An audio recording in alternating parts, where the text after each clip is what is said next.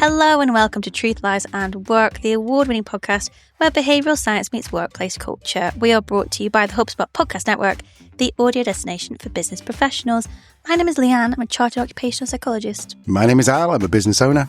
And together we usually help you simplify the science of work, but as it's summer, we're doing things a little bit differently. Yeah, if you listen to the last few episodes, you'll know that we tend to do them on our terrace with perhaps an adult beverage and much more relaxed. And we try not to talk about stuff which makes you think too hard. So just a bit more silly. I mean, we're never really the most serious of podcasters, are we? No, but if you're listening to this lying on a sun lounger in the glorious Bulgarian sunshine, then hi, look us up. We're very near. Yeah, we're in Bulgaria. But also, I'm on one hand, do you really want to be listening to a podcast on your holidays? On the other hand, I'm sure you've actually specifically tuned in because you know that this is the podcast you do want to listen to when you're on your holidays. And those of you who are astute enough to realise, perhaps old enough to realise, that the theme tune was slightly different today because this is 30 years ago, AOL introduced something called dial-up internet. Kids won't know this, but you'd be like, Mom, get off the phone, I'm on the internet. That's what used to happen, and that was what you used to hear whenever you dialed up. So it went away this week, so they closed it down, and so there's no more dial-up in the US. I'm not sure it may still be in the UK and other places, but not in the US. I don't know, but I will miss that dong da dong. Welcome to AOL. I remember that was the first email internet we had was AOL. So we thought, as it's making us feel a little bit old, we'll run with it. So I came across a subreddit called Ask Old People, and some of the questions were brilliant. So I've picked some at random. Al and I are gonna answer them. After this very short break, we'll see you in a second. Okay, so if you are maybe our age, we're in our 40s. Yeah, Leanne's 40, I'm 47. Yeah, 47. And we don't feel particularly old. No. Equally, we're very aware to our Gen Z workforce colleagues, we're really freaking old. We're ancient, we're dinosaurs. And I think as well, because of the age we are, we do remember, probably more than younger millennials. I'm still classed as a millennial, but more so than younger millennials. I remember what life was like pre-computers, pre-internet. Mm-hmm. And because of that, I do feel a bit old. Yeah, exactly. I graduated school in 1993, which is before any Gen Z was born. A long time before. So we thought we'd just go through, and was it a subreddit you found? Subreddit called Ask Old People, and there's some brilliant ones on there. I tried to pick the ones that are somewhat work related, or just interesting, maybe more, reflections on life, and some are just a bit silly. So I've got 19, Al. I've numbered them 1 to 19. Do you want to pick a number? Yep, we will choose number 11. Number 11. You know, you're not allowed in bingo to say legs 11 and, that kind of thing anymore. That's what they used to do in the bingo halls. All right. Anyway, sorry, carry on. Number 11. What's something a young person can do to instantly earn your respect? Oh, I know exactly what this is. If they ask an interesting question and shut up and listen to it. Listen to the answer. I think that there's so many. The problem with young people these days is, but I think that a lot of people, because they've grown up having access to all of the information, they don't really value information. And I think there's a huge difference between information, as in stuff that ChatGPT can give you, and wisdom, which is someone who has actually lived it and usually messed it up. That's mine. What have you got? One. I was thinking something similar, like curiosity, genuine curiosity. Exactly that, asking questions and actually wanting to hear the answer. And I think that as well, particularly as you get older, you want to still feel relevant. So particularly to a younger person, to ask you a question they genuinely want the answer to. And do you know what? People in general, I respect people who are curious. And also, I think if you are genuinely asking, don't do this. Don't pretend to be curious, because we'll see through that. We're twice your age, Sonny. We'll see through that. But if someone does ask a question and they're genuinely curious, then one, that makes us feel good that we are still relevant. But two, it also shows that they're interested in learning about the wisdom behind something, about how things have evolved. Because like we say, with ChatGPT now, I feel like you almost get Diet Coke information from ChatGPT. And you don't really get the whole well, this is the answer, but this is why the answer is the answer. And I think that someone who asks that, a lot of people say that the future is like history just repeats itself or whatever. And so that's why a lot of historians are very good business people, because they've understood that there's really only like 6 motivating factors in the world, or 6 things that can happen. But anyway, I'm doing an old person waffle. You're giving me those eyes. Carry on. No, I think that's a nice summary. Curiosity, essentially. Absolutely. So do you want me to pick another number? Yeah. 6. Generations in the workplace. I've deleted the actual question. You've deleted it? I did. There was another little thing to it. I think it was something like, what do you wish younger generations knew about older generations in the workplace? Oh, that's kind of similar to the last one, but maybe this is just one of those like envious things, but I wish that people knew that it was really freaking difficult to get information and data back in the day. There used to be a couple there'd be whole departments whose job was just to put together spreadsheets and put together reports of people, and often you wouldn't have a clue what's going on. Dashboards, it's only a relatively new thing in dashboards. So I kind of wish that people knew that it was really pretty hard to make a decision back in the day, and a lot of it had to be on gut instinct. And also probably lots and lots of meetings. But that's a bit of a wishy-washy answer. Have you got a better one? I think it would be for any young person who's feeling a bit overwhelmed or unsure, is I promise you, the vast majority of us have no frickin' idea what we're doing. Yes. No idea what we're doing. We might have a slightly better idea than you do because you've got 20 years more experience, but we really don't have that much more of an idea. And also what I think that I did fall into the trap of in my earlier career, particularly as a woman, perhaps when I was kind of starting my career, which would have been in the noughties, is I had this idea that, people will take me seriously when I'm older. They're just not taking me serious now because I'm young.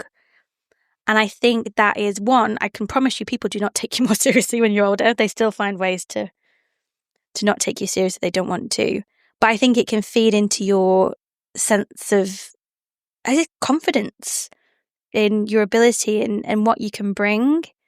So I think it would be to know that as a young person, you have so much value to bring to all workplace situations, and ignore all the noise around Gen Z and young millennials and slacking off and blah, blah, blah. We all have a lot more in common than you think. Yeah. And the reason why us older people look like we might have got it together is because we've had 20 years more time to make the same mistakes you're about to. Yeah. And so it's not a question of us knowing more, it's a question of us having tried a lot of other things and they're not worked out. Yeah. Do you want to pick a number then? I will go with number 13. Unlucky. What's something that happened much more quickly in old age than you were prepared for? Becoming irrelevant. Yeah. I'm not sure at what point. It seemed to happen overnight that I went from being like fairly cool, finger on the pulse, knowing what's going on, to now feeling like there's an entire generation who just thinks I'm cringe. Like, when did that happen? Sorry, you asking me? Yeah. I think you're still cool, but then I'm old, so... Yeah, mine is switching cost. Mine is when you're doing a task, or you're doing something, and then someone comes along and says, oh, can you just grab me that thing? And you go, and you find it on your hard drive, or you find it whatever, and then you go off, and you give it back to them, and you get back, and you go, hang a minute, what the hell was I doing? And I find it so, especially if you're doing something which is relatively complex, where you have to hold lots of things in your head. Like, classic example is when we're putting together our Thursday episodes. When I'm doing that episode, I have to hold everything the interviewer said in my head, so that I know that when we interrupt them back in the studio, it all fits in together. It's boring. But that is something where if I get interrupted, then I just lose it, and I have to go back to like almost to square one and just go, okay, I'll read through the interview again. Switching cost. Maybe it's just me, but it's massively is a big problem for me. Yeah, no, I think it is. I think just your general energy levels as you get older, and I'm not sure whether it's because you've got more aspects of life that require your energy, whether it be in terms of your finances or things that are going on with family or, just general life admin, takes up more room than I expected it to when I was young. I probably didn't realise how little life admin I had in my early 20s. So I think, we're just, generally speaking, our attention is more split across different areas. So I find that focus time in work. And also I think as well, there's a lot more distractions work-wise than there used to be.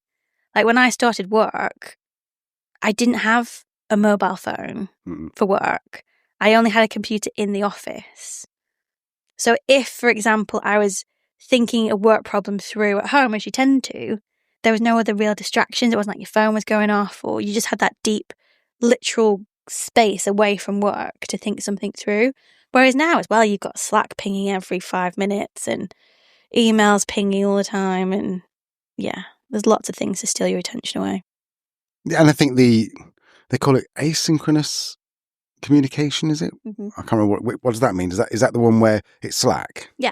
Yeah. So asynchronous communication, it's like both a blessing and a curse, because it means, great, you could in theory just ignore everyone for 8 hours, then at the end of the day go and answer your messages, but then you're going to probably find someone who's sent you 16 messages going, where the hell are you? And then they're going to call you, and then they're not going to call you if they're millennial or Gen Z, but then they're going to come and find you. So it kind of was a simpler time. It was. Speaking of which, there was a question that was similar, actually. Let me find it when we're on the subject. Yes, number 19. Were people more relaxed before the 2000s? The follow-up was, I've heard before that people used to be more relaxed back in the days before the 2000s. Is that true? I'm not sure people were more relaxed necessarily, but I think they had clearer boundaries of what was work time and what was relaxation time.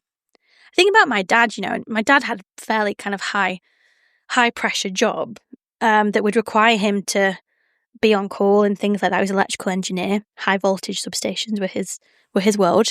So, if there was a weather event, then he would be on call and he'd have to go in to make sure that, Manchester still had electricity. But that was rare. And it was literally like what you call it, like an act of God, isn't it? Like a freak weather event. Whereas when we were on holiday, he didn't have a mobile phone. He didn't have a laptop. There was no way of anyone from the office contacting him unless they wanted to actually phone the hotel he was staying in or send something via mail, which people just wouldn't do. No, you wouldn't do that. So for him, I think he had a very high stress job, but had very clear times where it would be work isn't even accessible to me right now. I can't even check that email if I wanted to. So I think maybe people had a bit more balance, a bit more, their rest and recovery time was more effective perhaps. Yeah. So during those times, the people probably were a bit more relaxed. Yes, and also to a certain extent, you were limited by capacity, because my dad used to bring home paperwork, and he had a 1980s old school briefcase, which meant that you are literally limited to the amount of stuff you can bring home. Whereas if you are at home, then you're working, you likely have got everything on Dropbox, OneDrive, whatever it's going to be. You've got access to everything. So in theory, someone says, can you do this thing for me? You can't go, well, I've not brought it home with me, because it's going to be in the cloud and you'll be able to access it. So it was almost like a capacity thing. And I think there was a double thing, because I think my dad was very stressed. And I remember him working Saturdays and at the dining room table and late into the evenings, probably same as your dad. So maybe they weren't quite as relaxed. It was maybe the problem might be that it took longer to do anything because you were doing things in triplicate. Remember my dad having these what do you call them? Carbon copy things? Yeah. So young kids, if you're wondering what CC stands for in an email, it stands for carbon copy. And they used to carbon copy someone in, so you just used to literally write a memo on one piece of paper, and it would go through a carbon copy into two others, and then one would go to the person, and then someone else would go to their secretary or admin assistant, and then someone would go into the file or something. So anyway, blast from the past. Sorry, what was the question again? People more relaxed before the 2000s. I think probably overall, I think yes. I think overall yes, but in certain periods of time. Yeah. And I think that we all thought that the internet and mobile phones, everything was going to be the answer. We all thought AI was going to be the answer, because then you'd be like, well, life's going to be so much easier. I've got defer all my tasks to that. Wouldn't it be so much easier if I could just quickly check something up on the company drive? What were our sales figures for last quarter? Type it into your database, and it brings you up. You didn't have to go down to the records department and go and speak to Marjorie, who was generally about a 90-year-old woman who would be in charge of the records. You didn't have to go and do that. So you'd think, oh, it's going to make things easier. But in actual fact, no, it's kind of done the opposite, because there's the expectation that it's simple to look up a document. So therefore, why wouldn't you say to someone, oh, just a favour, well, I know it's Saturday, but just look up that document and send it to me. Yeah, absolutely. And also the things that are lost in that interaction, the actual having to walk, take a break away from what you were doing. Really great for refocus and those micro opportunities to rest and recover. Having a conversation with Marjorie, relationships are one of the best ways that we can build our sense of connection and well-being and belonging. So there's all those little moments that used to be part of everyday working life that are now completely taken away, because it's all just behind the computer screen. Yeah, and also, you wanted a coffee or a sandwich, you went to the coffee shop or the sandwich shop. You didn't get on Uber Eats and get it delivered to your desk. So you had, like you said, you had that micro break. All this convenience is basically just giving us more opportunity to work. Yes, absolutely. So, talking of work, should we have one more before the break? Yeah. What have you got there, Lee? Or do you want me to choose a number? Yeah, choose a number. Let's go for number 2. Number 2. What plan B did you choose after 30 that ended up better than your original plan? I think we might both have the same answer here. Mm-hmm. What's yours? Podcast. Me too, podcast. Yeah. And I even trace it back to the original travel podcast to a certain extent, because although we weren't doing that for commercial reasons, that sowed the seed of doing, 120, 160 episodes, and that sowed the seed for this one, which made this one a lot more straightforward to get set up and get started. So, yeah, the podcast, I think you tell the story. When we first decided we wanted to do the podcast, what was it going to be? It was a marketing stream. It was a way for us to promote the consultancy we do through our consultancy Oblong. And then we got picked up by HubSpot Podcast Network really early on, maybe 7-8 episodes in. Yeah. And what an amazing opportunity, because we were on the accelerator program. We're given access to all these resources and opportunities and funding. So it then became something that it wasn't even a plan B. It was just something we did, a marketing play. Then actually became plan A, because this is a really great way to build something cool and make a living from it as well. So yeah, I guess it was a plan B, because with A Sideways Life, which is our first podcast, it wasn't that we ever started that with a view to monetize it, because we started it as a way to just record what we were doing, traveling and living abroad. But I think there was a part of both of us that thought, well, as a brand, it could be something at some point. And still could be. So yeah, the podcast. Well, I've got another one, actually, which is kind of weird, because when I first started my second business, my first business was a load of rubbish, didn't know what I was doing. Second business I started was this Give Me Some Beer business I talked about 2 or 3 weeks ago, where we delivered alcohol to 24 hours. Basically, it's Uber, but for alcohol. And this was 2002. And I got it completely wrong, and I went bankrupt, and I got 2 houses repossessed. So my plan A was to turn that business into, I wanted one Give Me Some Beer in every single town in the UK, university town in the UK. It was going to franchise. It was going to be huge. That went the wrong way. And then my house got repossessed, and then I learned about repossession. And then I started a company that helped people who were getting repossessed, and we basically bought the house and rented it back to them. And that's what really gave us our wealth, I suppose. And so that was my plan B, which turned out to be, I think, and that was, funny enough, that was around 30, 31, I think that happened. Yeah. So, yeah. Yeah, what is it? That cliche saying, but life's what happens when you're busy making other plans. Mm-hmm.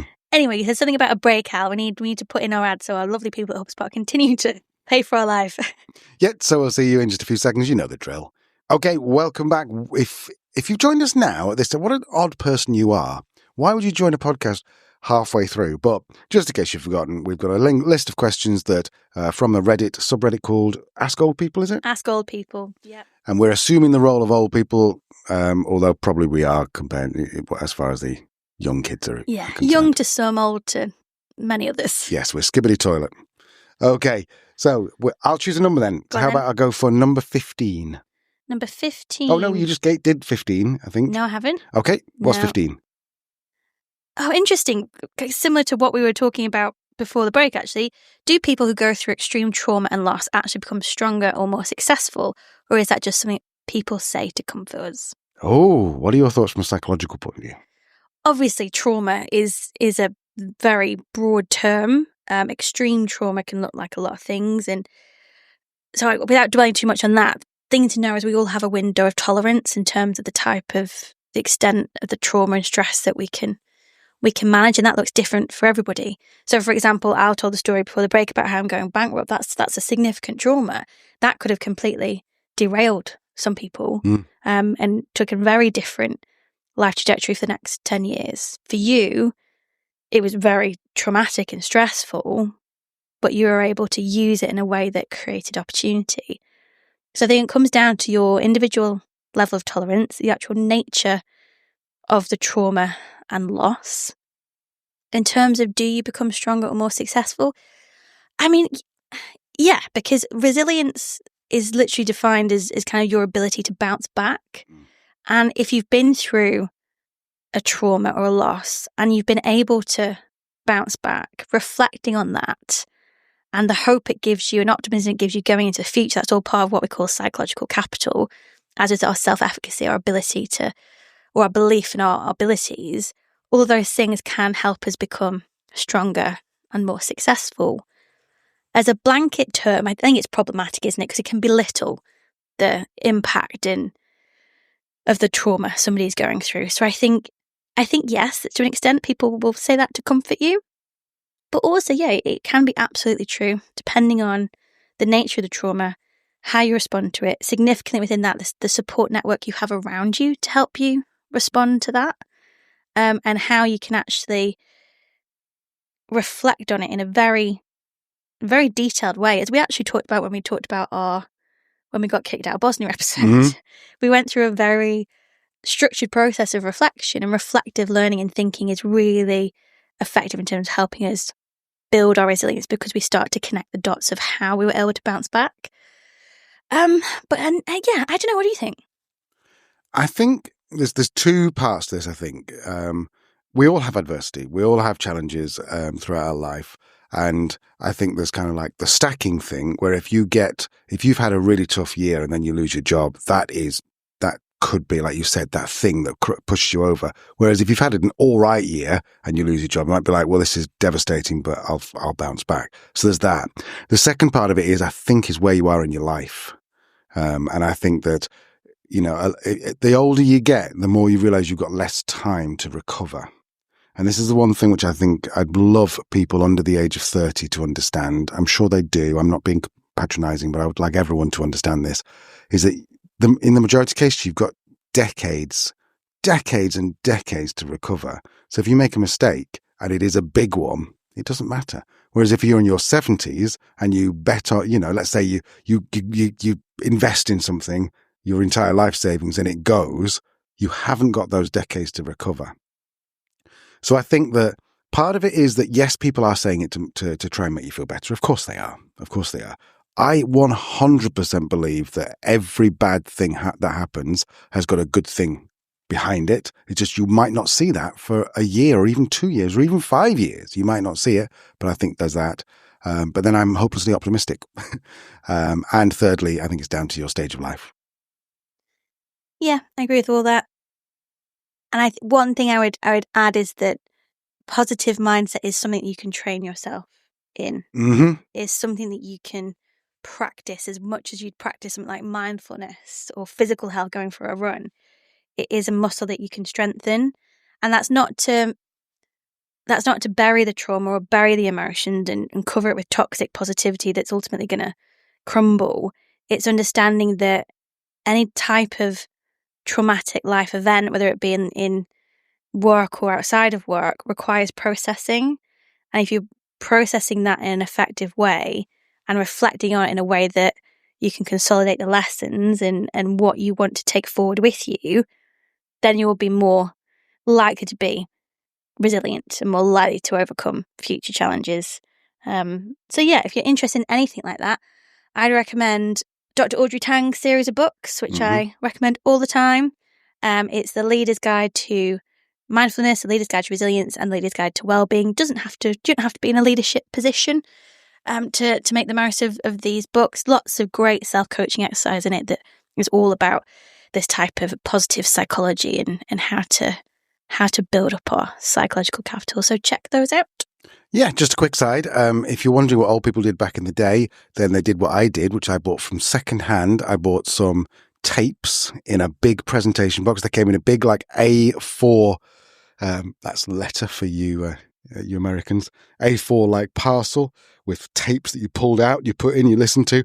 And I listened to Tony Robbins, I listened to Jim Rohn, I listened to all these kind of things. And you go, now it feels really quite cheesy to say that, and it probably was a bit cheesy at the time, but that's what Leanne was saying. That was building up. So if I was into sports and I wanted to play tennis, then I would practice every night, tennis. And then I'd become probably quite good at tennis, but better than the rest. Whereas, sorry, not better than the rest, better than the average, I meant. Whereas my practice every night was listening to these tapes. So that had built my resilience up, which is why when something bad happened, I'm like, that's okay. Yeah, we'll work it out. So I'm not saying necessarily go and listen to Jim Rohn or anyone like that. And in fact, do be careful who you choose to listen to, because a lot of people out there are a load of rubbish. But, work on building resilience. Okay, Lee, are you picking a number or am I? You go for it, love. Okay, have we had number 8 yet? No. What's if you 8? could ban one question from ever being asked, what would it be? Oh, I think I know the answer to this. Go on. How arrogant am I? I think I know the answer to this question. I have an answer for this question. Mike, I would want anyone who asks the question, how do I do this the quickest way? Or what's the shortcut to? Really boils my bag. Not sure that's a saying. Can you imagine if that went viral, hashtag boil my bag? I really hate that, because it's like, that's just lazy. Like, if there was a shortcut, everybody would know and they'd take it and there wouldn't be a shortcut anymore. That would be the long way, but stop asking for shortcuts. There's rarely a shortcut. The only time where success comes before work is in the dictionary, as the cheesy old thing used to say, but it's actually kind of true. So I'm sorry to break it to you, but that guy on TikTok who says, well, I'll send you just an £8,000 course and I'll show you how to do, triple your money in crypto. No, there's no shortcut, because if he knew how to triple his money in crypto, he would do it day after day and would never ask you for any money. What do you think, love? I think that's a good one. I think for me, it's any question that is leading in a way that is trying to prove the other person wrong or make them look silly or stupid. Give us an example. Anything that comes out the mouth of someone like Andrew Tate. Do you know what I mean? Or that breed of influencer. I'm going to do a new metric on the podcast. It's going to be called TTT, time to Tate. The average time to Tate, ATTT. I haven't brought up the Tate for ages. No, you haven't actually. No, but I knew who you were talking about when you were going to say there was Really? someone who's an arse, yeah. Just that breed, and what I hate as well is now we're seeing it in terms of like the whole Trump JD Vance with Zelensky in the Oval Office. That was just an ugly, ugly situation. They're asking questions they don't want the answer to. They're asking questions to make him look bad or prove him wrong. And I see that type of behaviour breeding in certain circles, and call it the manosphere now, aren't they, on socials? Okay. Which I think is unfair to men, to be honest, because the majority of men I know aren't like that. But I just think any question that is loaded, leading, or includes the word because. Oh, this is our thing, Lee. Thank you for that. She just chipped that up. I just got to get my head on it. Anyone who says to you, asks you a question and then uses the word because, they don't give a shit what you say. So, example. Hey, Leanne, have you ever been to Bulgaria? Because what am I about to say? Something about how you went to Bulgaria? Yes. So or something really negative about Bulgaria that's now going to make me sound... Now I have to disagree with you. So you're looking for conflict. Yes. Not got time for people who look for conflict. No. There's enough of it in the world. You don't need to go looking for it. If you want to be fair, I don't think it's a nefarious thing, but if you're from the UK and you listen and you watch Saturday Kitchen, then I do like James Martin, the host of it and the chef. He's a decent fella, but once you hear this, I'm sorry to ruin Saturday Kitchen for you forever. Every question he asks, he always puts a because. And whenever he puts his because, is either talk about himself or talk about something he wants the guest to know he knows about them. So, yeah, sorry for ruining Saturday Kitchen for you there. But you'll hear it with Piers Morgan. You'll hear it with, a lot of the people out there who are the sort of shock jocks, Howard Stern, etc. Not about you, it's about them. Another one for you, Al. What's a bit, now we're talking on a similar theme, what's a behaviour that you used to tolerate but will no longer entertain regardless of how many decades you've known a person? Oh, I think it's bitching about people. Ooh. I used to be a salty little bugger. I used to love nothing because I was really insecure as a kid, and then also as a young adult or even old adult. And I think you have to be insecure to be an entrepreneur. And I hate the word entrepreneur, but that's what we're calling it these days. Because otherwise, if you're satisfied with yourself and your life, then you don't want to actually grow. So I used to be quite insecure. So I used to love it when other people come and go, "Hey, did you hear what happened down there? God, they got in so much trouble. They messed it up so bad." I'm like, surely they can't have done that. They're really intelligent, meaning I was asking those questions. Surely they can't. They're really intelligent because I'm sure I've heard them be intelligent. No, they totally messed up. Now, someone starts talking to me like that about someone or a group of people, not interested. Mm-hmm. What about you? Have you got one? I think in a workplace setting, any form of sharking, cheating. What do you mean by sharking? Taking advantage. So, for example, right, and this is how things stay with you, and I must have been 25 or 6 when this happened. So you're talking 15 years ago, and it's still moving me off. So I was a job coach, which meant I helped people who were unemployed, more than likely for a long period of time, regain work. And there was a rule within the team because there were occasions where a customer would change job coach for whatever reason, whether it be a capacity issue or one of us would change location or whatever else. So there's always an element of risk in terms of if you were helping somebody find a job, then they get moved to another coach. That coach would then be with them when they got said job, so it wouldn't go against your targets. Yeah. So the general rule in the team, which was reinforced supposedly by our manager, was that if you've put a note on the system specific about a job that you support this person with, regardless of when they get that job, and if they're with another coach, that will go in your figures, your performance figures. So, for example, it was like, customer interviewed for admin position at Royal Mail, expects to hear November 2012. You old man. I know. And this is what I basically had. So then when I'd been moved on to another contract, but still had the same target, just in a different area. So I did like to check up on my customers and see how they're getting on, particularly ones that were done really well or were getting really close. So I logged onto the system, found this person, and their new job coach had claimed their job with Royal Mail for the admin position that they heard of at that time. Not cool, man. Not cool. So I phoned my manager and was like, can you explain this, please? This doesn't seem fair. Oh, it doesn't matter, Leanne. It doesn't matter. You're on target this month anyway. It doesn't matter. No, it does matter, because if we're all allowed to break, if that rule isn't upheld, it's no longer a rule. So we're all going to be sharking each other. And it just annoyed me. And you know what? You know who that person was? Yep, CC. No, the coach. Oh, okay, yeah, I know you mean. Yeah. I'm not going to use that word no, initial. But at the time, I was like, okay, I'll try and let it go. But I'd never really quite trust this person, but I tried to get on. And ultimately, throughout my entire career with that company, she was always the one that was taking opportunities away from me, from my team, taking the glory for herself, not acknowledging the successes that we had, making my life difficult, always. And now it's like, if somebody behaves like that, I'm not working with you anymore, because if we have a conversation and, it's like, okay, no, I understand, let's address that. Of course, fine. But no, I've not got the time, because it's not going to end well. No, and in sales, there is that horrible thing in sales. Most organizations tend to move towards everyone's in it for themselves. And it's because of that. And it's such a shame. Whereas there was one company I used to sell telesales stuff for. And it was actually a really cool company, because there was one girl in there. Sorry, look at me. This is why I'm old, because I said girl. and she was a woman. One woman in there, I can't remember her name, began with M. And she used to always do a target very solidly, very quietly, do a target by Thursday, and then Friday, I think I've said this before on the pod, Friday she'd ring up, keep ringing up, selling, and then give it to the people who were short of their target. And then they did on Monday, they worked, and they, to be fair, maybe she was just like, I don't know. There's no angle there. No, she was just a lovely person. Yeah. Lovely person. Yeah. And I've worked in more sales-based environments where people weren't like that at all. No.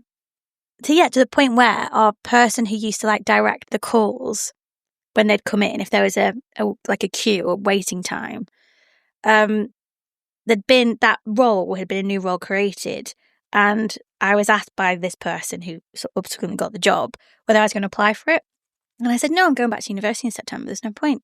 And he was like, yeah, but you could get it for 9 months, and it's like almost twice the salary. I was like, yeah, but I'm not going to take the opportunity away from somebody who really wants it. So when then that person would, if I was a bit behind on my target, would send me the really good calls. Oh, amazing. Because amazing. It's that mutual respect, isn't it? Right. So if you are under the age of 30, you're listening, karma is real. Mm-hmm. God, I can't show you the science behind it, but it is real, and it will bite you or it will kiss you on the ass, whichever the two is worst. Lee, I feel like we're on about 35 minutes now, so we've probably got room for about 10 more minutes. I've got some quick ones to go through. What were old people saying when you were a kid about how things were back in their day? One thing I remember so clearly was my nan saying to me, you don't understand, back in my day, we had to go to the bathroom outside. What?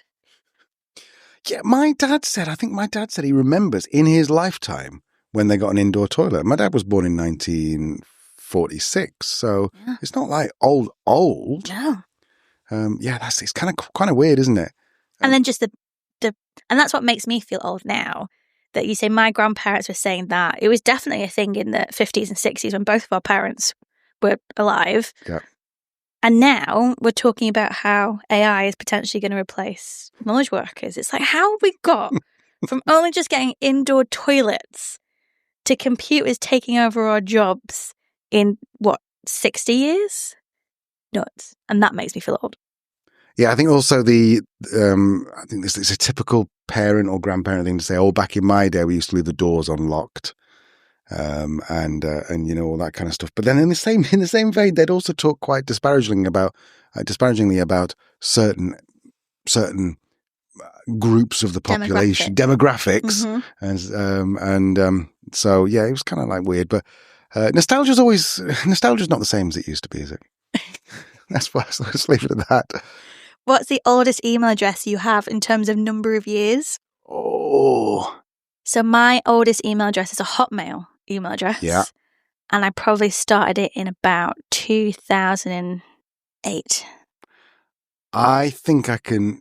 Well, I'm pretty sure I had an email address back when I was on... There's something at AOL in the UK. Well, still was in the UK, but also there was something called CompuServe, I think. Any of the people my age will remember that. It came free on the front of a CD or a disc came free on the front of a computer shopper magazine. And I'm pretty sure I had a CompuServe email address, which I would have been around about 15. So that would be 1992. 93. Oh, no, but that you still have now. Oh, still have now? Oh, no. That's just less interesting. Gmail. I've had it for about 20 years. And honestly, I think there's about 250,000 emails in there. Yeah. Yeah. No, my very first email was an AOL email. Of course. Oh, it was a misleading question, Leanne. I'm sorry. I think it's funny that it blows young people's minds that we have email addresses that are like 15, 17, 20 years old. And the other thing, and also it's quite funny when someone's got an email address they obviously set up in college, like Roger69 kind of thing, and they're still using it today, and it's like, yeah. Anyway. What things did old people in your day used to do at work that made you cringe? Oh, I remember when I was first started out in the networking circuit back in about what would that be, about 1999?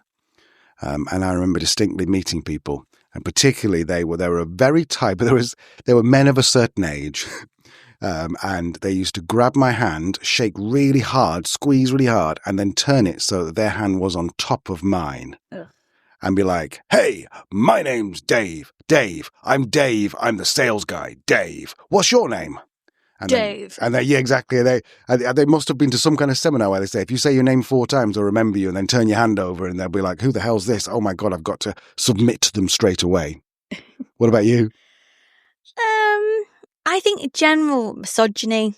I'm not saying it doesn't exist now; it absolutely does, but it was a lot more transparent when I joined work. In terms of, I was the one that was looked at to go and make the tea, and yeah, talked down to and called sweetheart and that type of thing. And I know it still exists now, but it was a lot more, and that used to make me cringe. Even back in like the sort of late 80s, early 90s, I remember people used to describe it as, "Oh, drop it off at my girl's desk, will you?" At his secretary's desk. "Drop it off at my girl's desk." And that's why my mum won't watch Mad Men, and she's like, "I can't stand how the misogyny, how bad it was back then," because she was back in the workforce about the same time. Mm-hmm. And I keep saying to her, "Mom, it gets better. It all goes up. I don't want to ruin it for you guys if you've not seen Mad Men, but it kind of goes the other way." Anyway. Yeah. Mad Men is a great series to watch, to see the evolution of work, even in those, 30 years that it covers, or 20 years it covers. Yeah. And then you can see at the end just how progressive it is, but then also how much we moved on in the, God. And how backward it still was. Yes. Yeah, absolutely was. What was your first experience of using computers? My first experience, I remember 2. Because to be clear, we are old enough to have lived a good amount of our lives without a computer. Yes. That said, I must have been about 7 or 8 years old, and my dad bought I can't remember what they're called. Basically, I wanted a BBC Basic or a BBC something computer, Acorn or something it was, but he bought something else from Tandy back in the day. And it was a computer that had you got a separate tape player, and you plugged your tape player into your computer and you could play stuff. And I used to program in BASIC. I'd spend like my holidays, 4 days hand coding a racing game so that on the 5th day I could play it with my keys. So that I would be about 7, which would be about 1984. Early adopter. Yeah. Yeah. And surprising how well I did with the ladies later on in life. Actually, that's not true. You did very well, thank you very much. Yes, later in life I did. Computers, I don't really remember my first time, and we had them at school, but like the old ones that were like DOS, where it's just like black screen, green font. But the first, like the flashbulb memory I have about computers was when I must have been about, I don't know, maybe I was in early high school, so maybe 11. And my dad sat me down in front of the computer, his work computer. But he'd got his first laptop, and it was like, did it have a nipple in the middle between the 2 letters for your mouse? I can't remember, but it was a weighty thing. It was took 2 of us to carry it to the table. And he opened it up, and he was like, "Leanne, I want to show you something. This is called the internet, and it's going to change the world." Wow. And I was like, "What's that then?" And he was absolutely right. And within probably 3 or 4 years, everyone was online on MSN chat, MySpace accounts and the like. But yeah, that was my first. But it's funny to think that and this actually goes on to our next question, which is, what about your uni life would sound weird today? Though the ability to research information online was still very limited when I went to university in 2003. Like, you'd have to go to the library, and you'd have to find the journal, and you'd have to photocopy it if you wanted to take it out of said library, or you'd borrow the books to write your essay. You couldn't just Google it. Was Google even a thing? No. Couldn't Google things. So it was a lot more manual. And speaking of manual, another thing that was weird about life at university, I did type up my essays, but there wasn't a portal to submit them. So I had to print it off, take it down to the administration office, which was like 5 miles away, go to the office, get like a cover sheet that had a sticky bit in the corner where you'd fill out your name and your student number, and then fold it down and stick it so it could be marked anonymously. And then we'd have to then go back in on a certain date when we were told in our lectures that marking was ready, and we'd go and collect it from same admin office. And if you didn't go to a lecture, you were screwed because nothing was online. I remember it's weird you said there was no portal, and I was like, why the hell would be a portal? I don't understand why there'd be a portal. Because I remember all of our stuff was either printed out in the last year of my university, was printed out in 1998 to be printed out. But in the first 2 years, 95 and 96, it was all handwritten, and you put a punch 2 holes in it, and you'd use treasury tags to go through the punched holes. And you'd hand it in to the actual lecturer. You have to go in there at 5 o'clock. What's a treasury tag? A treasury tag is like a little piece of rope, a miniature piece of rope with like a T-bar at the end. And what you used to do was you'd punch, like you'd use a hole punch. A hole punch is and you used to take these A4 pieces of paper. A piece of paper is like a tree that's been... And basically, it was a way to keep something that had got holes in the side of it. If you didn't have like a file for it, you put these treasury tags to, like temporary lever arch file sort of thing. Brilliant. Wow, we are old. We old. Couple more quick ones for you. This is quite funny because I know you'll have a good answer to this. Question about radio back in the day. Hi folks, hope you're doing well. Just had a random thought and want some insight from people who lived in a time before advanced technology. Rude. When you would hear a song on the radio and really liked it, but did not know the name of it, how did you find out the name? Oh, you couldn't. Well, there was a couple of ways. So sometimes what you used to do is you'd have your tape recorder close to your radio, wouldn't you? And you'd try and record a song just after the DJ had said something, said what you thought was the last words. And invariably, 1 in 3 times, they'd come back in and go, oh, by the way, and you'd be like, oh man, I'm recording this. But then they also used to do something called back announce. And with a lot of the songs, you used to just play them and then back announce what it was. But I remember distinctly when I first heard of Shazam on my iPhone 3, I remember distinctly going, this is the future of the world. This is what everyone's been waiting for. And then it just kind of like just died a death, didn't it? But yeah. But it's when you'd have magazines like Smash Hits. What was it? Enemy? Enemy, yeah, if you were cool. Yeah, so then you'd see like the name of it, or it'd have like the lyrics printed in it, or you just go to school and play it to your friend on your Walkman that you taped off the radio illegally and ask them if they'd heard of it. Or you'd listen to the top 40 charts on a Sunday. You exactly did that. That's how you knew. We'd watch Top of the Pops on a Friday. Thursday, Top of the Pops. Was it Thursday? Thursday night, Top of the Pops. It's exactly what you would do. You'd listen for 3 hours and you couldn't skip forward. No. And it would be 3 hours of playing all of the top 40 songs from 40 down to 1. And you couldn't miss it because that one song you really liked, you didn't know it was. Oh, you didn't go to the bathroom for 3 hours? No, exactly. No. So that was it with Dr. Fox and who's the guy who does the Confessions of Radio 2? Simon? I can't remember his name. I'm sure you're shouting it, but yeah, he was originally, I think, one of the top 40 guys. Yeah. Anyway, it was such an activity though, wasn't it? That was just Sunday afternoon sorted. Do you know what? I did see something on Twitter the other day, someone saying, what? Right, I've got a great idea. So what it is, it's podcasts, but it's just streamed live. And someone said, dude, that's a radio. I saw another one that was like, has anyone just thought about like having one mobile phone that's dedicated for the house where everyone can share it? And if anyone needs to get in touch with anyone from your family, they can just phone this one dedicated mobile phone in the house. It's like, dude, it's a landline. Anyway. No, I know. Anything else before we go? I mean, there's a slightly deep one that might be nice to finish on. Did you worry about finding your passion, or was work just work? Do you have an answer to this? I was mindful of wanting to do a job that I felt connected with. So things like because professional services was very much the vibe of our day, wasn't it? So things like accountancy and lawyers, I just didn't. It sounded boring. So psychology was something that Sorry, Jill. Your sister. Well, it's each their own, isn't it? Of course. To me, it felt boring.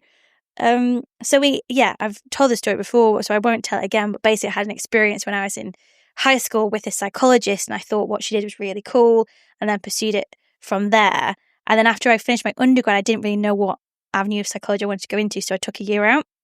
And I remember probably my 3rd day of work, waking up to my alarm at like 6:30 and thinking, is this it? Mm-hmm. Is this it? Is this what adulting looks like? I go to work to a job I don't particularly like, don't get paid very much, come home, watch telly, go to bed and do the same again the next day. Nah, not for me. So I guess from a fairly early age, I was probably 21. Yeah, work needs to be more than just work. I think I was quite lucky in that I did teacher training for 2 years, trained to be a maths teacher. And then I went, and part of that you have to go in for a term and teach training in a school. And I went in there and I was like, first of all, I really didn't enjoy it. Secondly, I'm sure I used to sit there and drink whiskey till 3 o'clock in the morning with my housemate, and then go to bed and then get the train at 5 o'clock. Well, you could when you're in your 20s, couldn't you? You could. And the third thing was that, I was only maybe 18 at the time, 19 at the time. And the headmaster sat me down. He said, after a term, he said, right, okay, I've been watching what you've been doing. And I think you're a good teacher. I think you've got some really, really good opportunities here. If you work really hard, so you need to graduate, work really hard, and in about 20, 25 years' time, you'll be sitting here as a deputy head earning £28,000 if you work really hard. And I got on the train that night, and to be fair, I almost threw myself in front of the train. And I got on the train, and I'm like, no, I ain't doing that. I ain't working 25 years. Ironically, me saying people are not looking for shortcuts, and I was looking for a shortcut. And so instead, I found that I really enjoyed creating things, and that now, when I create something, doesn't matter what it is, the podcast, anything, I feel like that's not work. So I feel like I don't work because I know what it is that makes me happy, which is creating things. I think there's maybe a myth we need to take care of here, is that yes, if you're doing something you're passionate about, it doesn't necessarily feel like work. Maybe, but for me, it still very much felt like work. Mm-hmm. Like, I think back to some of the high-stress jobs that I've had, and even though I've absolutely loved them, it's been really hard. And there's not been a shortcut to it. I've had to hustle and work hard to get to the management position, to then get the next thing, to then be able to go self-employed. It's not like overnight. I was 21 and thought, I know, I'm going to start a podcast about work. It would have been rubbish. It would have been pants. So I think there is an element of it. You need, if you can get both, if you can find your passion and have a good work ethic, a healthy work ethic, then I think that's a nice balance. But I think there's very few people who are fortunate enough to find something that they just 100% passionate about, never feels like work, and get to do it all day. In fact, that's a really good place to leave it on, I think. So if anyone is under the age of 30 and they think, I hate my job, I just want a job that I just cannot wait to get up to in the morning, that probably doesn't exist, and it probably shouldn't exist for you, because that's your hobby. That's the stuff you do for fun on a Friday afternoon, on a Saturday morning or whatever. And then imagine if you just loved making cakes. So you went, right, I'm going to start a cake business.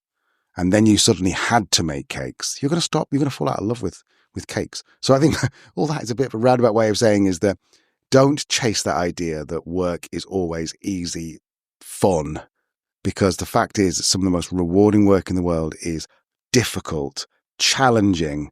Sometimes you go, should I be doing this? But ultimately, you just cannot not do it. Yeah, we all need a little bit of tension. That's what makes the achievement so fulfilling. Lovely. Well, it looks like your drink has been taken over by flies. It's been infected by a fly. So we'll go and refresh that beverage, and we will see you next week. We're back on Thursday with another interview, but don't worry, it's not one of those like real serious ones. It's kind of a bit of fun. So I can't remember who it is, but it's definitely someone cool. Do you want me to look? No, let everyone be surprised. Okay. It'll be fun. It's a good one. See you soon. Bye. Bye.